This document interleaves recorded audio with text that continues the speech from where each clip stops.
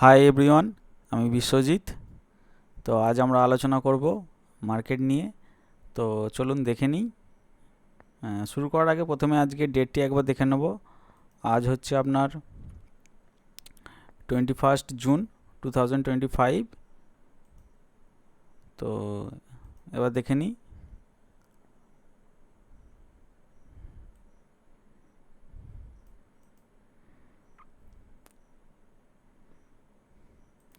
তো আমরা এটা নিফটির ডেলি চার্ট করে নেব।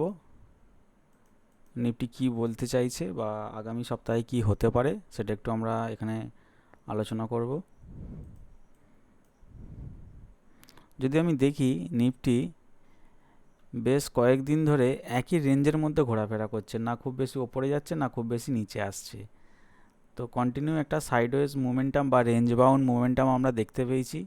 এবং এখান থেকে নিফটি কি আরও ওপরে যেতে পারে বা কি এখান থেকে ব্রেকডাউন হবে, তো সেটাই আমরা একটু ডিটেলসে আলোচনা করব ওয়েব থিওরির মাধ্যমে। তো চলুন আমি ওয়েব থিওরি যেখানে কাউন্টিং করি সেখানে গিয়ে দেখে নিই একবার।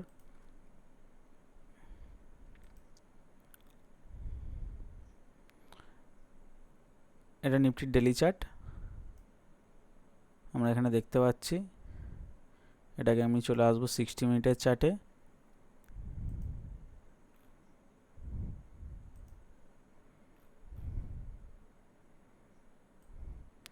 যেটা আমরা এখানে ওয়েব থিওরির মধ্যে পাচ্ছি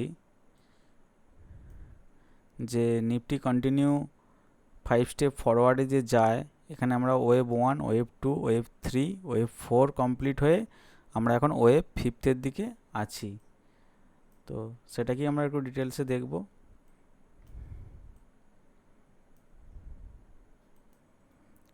হ্যাঁ, আমরা এখানে দেখতে পাচ্ছি ওয়েভ 3 এখানে কমপ্লিট হয়েছে। ওয়েভ 3 কমপ্লিট হওয়ার পর এখানে আমরা একটা কমপ্লেক্স কারেকশানে দেখতে পেয়েছি, যেটা wave A B C D E একটা ট্রায়াঙ্গেল ফরমেশন তৈরি হয়েছে। এবং তারপরে ওয়েভ 4 এখানে কমপ্লিট হয়ে আমরা এখন ওয়েভ 5-এ কন্টিনিউ করছি। তো ওয়েভ 5 কতটা হতে পারে সেটাকে আমি যদি দেখতে চাই, তার জন্য আমাকে এখানে ফিবোনাচি রিট্রেসমেন্টের মাধ্যমে আমি যদি দেখি কি টার্গেট বেরিয়ে আসে।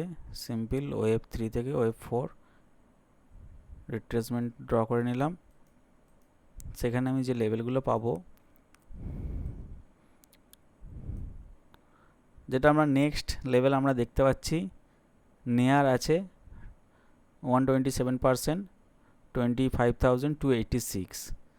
ফার্স্ট টার্গেট এটা করা যেতে পারে এবং সেকেন্ড টার্গেট 25,000, অলমোস্ট 500, 25,500। তো আমরা এই জায়গাটাও আমরা আগামী দিনে দেখতে পারি ওয়েভ 5-এর জন্যে। তো আর একটা ইম্পর্টেন্ট জিনিস এখানে দেওয়া আছে, যেটা হচ্ছে কিনা আমরা এখানে দেখতে পাচ্ছি ইনভ্যালিডেশন লেভেল। রেড কালারের যে লেভেলটা টানা আছে, যেটা হচ্ছে 24,700 আশপাশ। তো যদি কোনো কারণে নিফটি এখান থেকে ব্রেক করে নিচে চলে আসে, সেক্ষেত্রে বুঝতে হবে যে ওয়েভ 5 এখানে ফেলিওর হচ্ছে বা এখানে অন্য কোনো প্যাটার্ন বা অন্য কোনো কাউন্টিং তৈরি হচ্ছে। তো সেক্ষেত্রে তখন টোটাল কাউন্টিংটা আমাদের চেঞ্জ করতে হবে, দেখতে হবে সেটা অন্য কিছু হচ্ছে কি না। তো মোটামুটি যেটা আমরা এখান থেকে দেখতে পেয়েছি 1, 2, 3, 4 কমপ্লিট হয়ে এখানে 5th ওয়েভের দিকে যাচ্ছে। তো আপাতত নিফটি এখান থেকে আমরা যেটা দেখতে পাচ্ছি বুলিশ আছে এবং ডিপ বাই অন ডিপ হবে স্ট্র্যাটেজিতে চলতে হবে। কারণ আগের দিন একটা ভালো র্যালি হয়েছে, সেখান থেকে যদি ডিপ আসে, মানে সেখান থেকে ডিপটা এলে সেটা বাইং অপরচুনিটির জন্যই আমাদের হবে। তো শর্ট টার্মে আমরা 25,500, নেয়ার টার্গেট 25,200, সেকেন্ড টার্গেট 25,500। তো এই লেভেল পর্যন্ত আমরা নিফটিকে আপসাইডের জন্যে টার্গেট করে চলতে পারি। আর এর সাথে আর একটা জিনিস দেখে নিতে হবে, যেটা আমাদের জ্ঞান স্কোয়ার অফ 9 তার যে লেভেলগুলো আছে সেগুলো কি বলছে বা নেক্সট লেভেল কি আছে। তাহলে পরে আমাদের টার্গেট বা সাপোর্ট রেজিস্ট্যান্স যেটা আছে সেটা আমার প্রেডিক্ট করতে আরও সুবিধা হবে। তো সেটা একবার দেখে নেব। যেগুলো এখানে রেড কালারের হরিজেন্টালি ড্র করা আছে, এগুলো এক একটা লেভেল, যে লেভেলগুলোকে নিফটি সবসময় রেসপেক্ট করে চলে। যদি আমি দেখি যেখান থেকে নিফটি উঠেছে, এখানেও একটা এই লেভেল থেকে উঠেছে, নেক্সট এখানে ব্রেক করেছে, পরের লেভেল গেছে, পরের লেভেল ব্রেক করেছে এবং গেছে। এবং সবথেকে মজার জিনিস হচ্ছে যেটা, নিফটি 24,700 যে লেভেলটা আছে, বারবার এই লেভেলটাকে রেসপেক্ট করছে এবং এখান থেকেই সাপোর্ট নিয়ে ওপরে উঠছে। তো নেক্সট লেভেল যেটা আসছে 24,728 পর, আমরা এখানে দেখতে পাচ্ছি 25,362। তো ওখানেও আমরা দেখলাম 25,200 আশপাশ, এবং এখানেও একটা জ্ঞান স্কোয়ার অফ 9 লেভেল আছে 25,362। তো নেক্সট যদি এটা ব্রেক করে, নেক্সট লেভেল আছে 26,000, যেটা নিফটির প্রায় অলমোস্ট হাইয়ের কাছে, এবং যেখান থেকে নিফটি ফল হয়েছিল সেটাও যদি আমরা দেখি এই লেভেলকে ব্রেক করেই নিচে এসেছিল। তার মানে এগুলো একটা ইম্পর্টেন্ট লেভেল, এটা আমরা এখান থেকে বুঝতে পারি। এটা একটা সাপোর্টেরও কাজ করে, আবার রেজিস্ট্যান্সেরও কাজ করে। তো জ্ঞান স্কোয়ার অফ লেভেল অনুযায়ী এগুলো আমরা দেখতে পাচ্ছি। তো এগুলো তো বুঝলাম যে নিফটির ওভারঅল আপসাইড আছে এবং বুলিশ আছে। সেখান থেকে কি ট্রেড করা যেতে পারে বা কি স্টক আগামী সপ্তাহে বা তার আরও পরে সুইং টু পজিশনালের জন্য কি হতে পারে, তো সেগুলো আমরা একটু দেখব।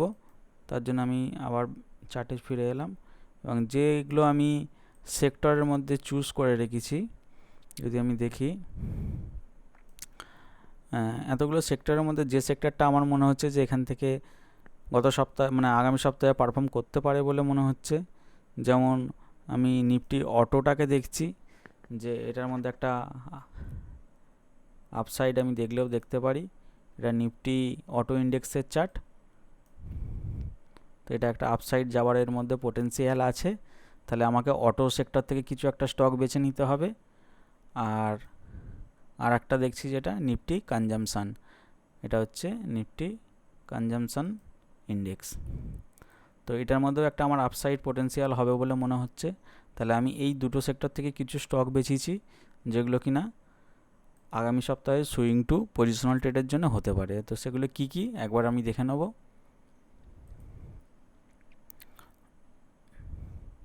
প্রথমে আমরা দেখতে পাচ্ছি কি অ্যাপেলো হসপিটাল। অ্যাপেলো হসপিটালের চার্টটা ক্লিক করলাম, ফুল স্ক্রিন করে নিলাম।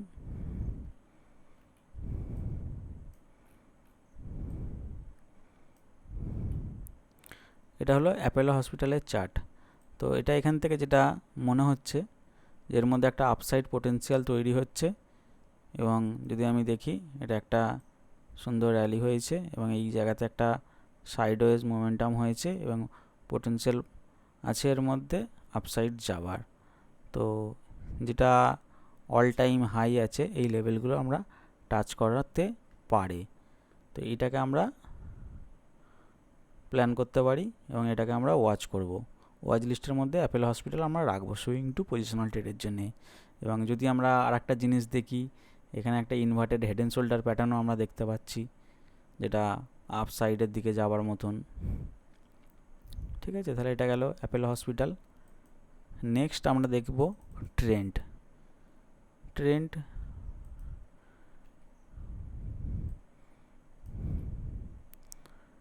ট্রেন্ডের মধ্যে যেটা আমরা দেখতে পাচ্ছি, কন্টিনিউ একটা ডাউন হয়েছে এবং এটা খুব একটা আপ ট্রেন্ডের স্টক, যেটা এখন কারেকশান ফেজের মধ্যে আছে। তো আপ ট্রেন্ডের স্টক যখন থাকে তাদেরকে কারেকশান ফেজে যখন পাওয়া যায় এবং সেগুলো বাই করার বা ইনভেস্ট করার একটা ভালো সময়। তো পসিবিলিটি আবার এই যে হাইগুলো আছে এগুলো টাচ করতে পারে। তো এখন যেটা দেখে মনে হচ্ছে শর্ট টার্মে একটা আপসাইড পোটেন্সিয়াল তৈরি হচ্ছে। তো নর্মালি যদি আমি দেখি,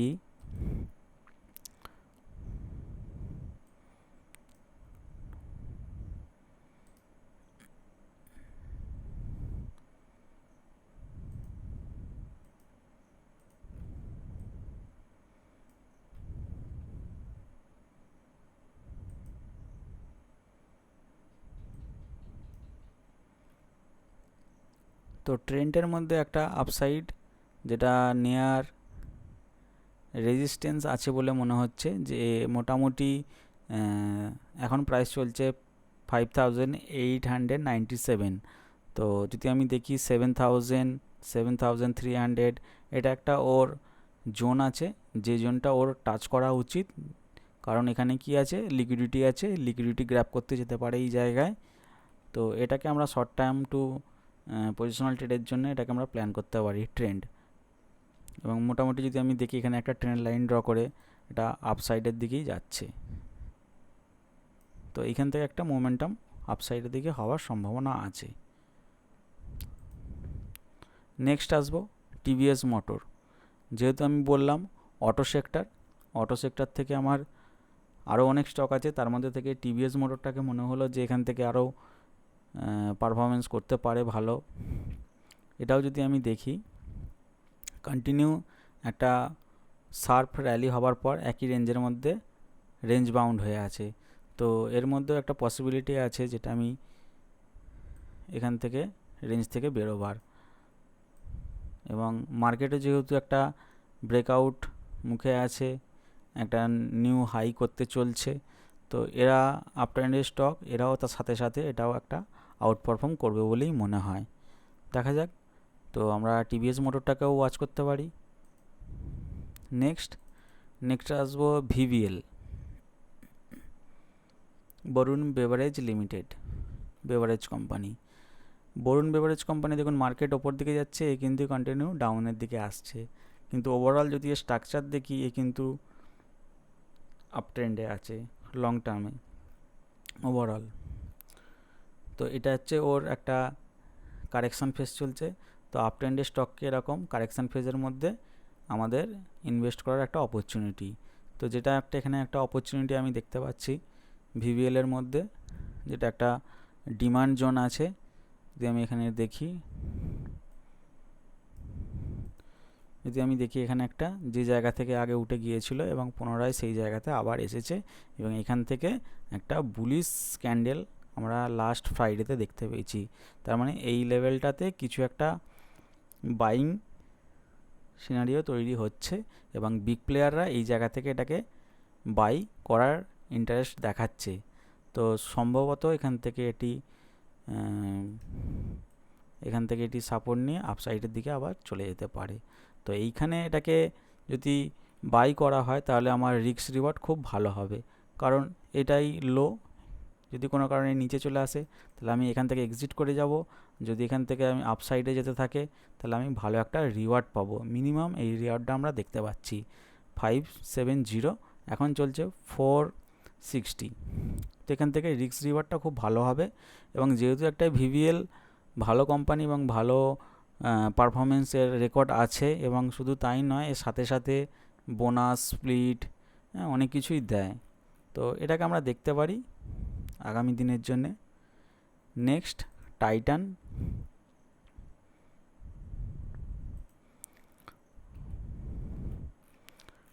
একটা আমি এখানে শর্ট টার্ম ট্রেডিং দেখেছিলাম, যেটা এখান থেকে অলরেডি এটা কিছুটা পারফর্ম করে দিয়েছে। এখানে একটা ভালো জোন থেকেও সাপোর্ট নিয়ে এখান থেকে উঠে যাচ্ছে। তো এখন এর মধ্যে পোটেন্সিয়াল আছে যাবার নিয়ার এই সুইং হাইগুলো, যেটা আছে আপনার 3640-50। তো এখন চলছে 3500। তো মেবি এই লেভেলটা যদি ব্রেক করে তো এইসব লেভেলে এগুলো আগে পড়ে আছে, দেখা যাক কী করে। আর একটা লাস্ট যেটা আমরা দেখব কেপিআর মিলের মধ্যে একটা যেটা আমরা দেখতে পাচ্ছি এখানে একটা ডিমান্ড জোন ড্র করা আছে, যেখান থেকে প্রাইস আবার একটা পুলব্যাক আসা সম্ভাবনা আছে। যদি আমি দেখি, তো এই জায়গায় প্রাইসের মধ্যে অ্যাকুমুলেশন চলছে, এবং এখান থেকে খুব সম্ভবত এখান থেকে পসিবল আছে প্রাইস এখান থেকে আবার আপসাইডের দিকে যাবার। তো এটাকেও আমরা শর্ট টার্ম টু পজিশনাল ট্রেডের জন্য প্ল্যান করতে পারি, এবং এটার ক্ষেত্রেও সেম বলবো, রিস্ক রিওয়ার্ড রেশিওটা এখানে ভালো হবে। এটাই জাস্ট স্টপ লস, এবং রিওয়ার্ড হবে এখান থেকে এতটা। তো রিস্ক রিওয়ার্ড রেশিও এখানে ভালো আসবে।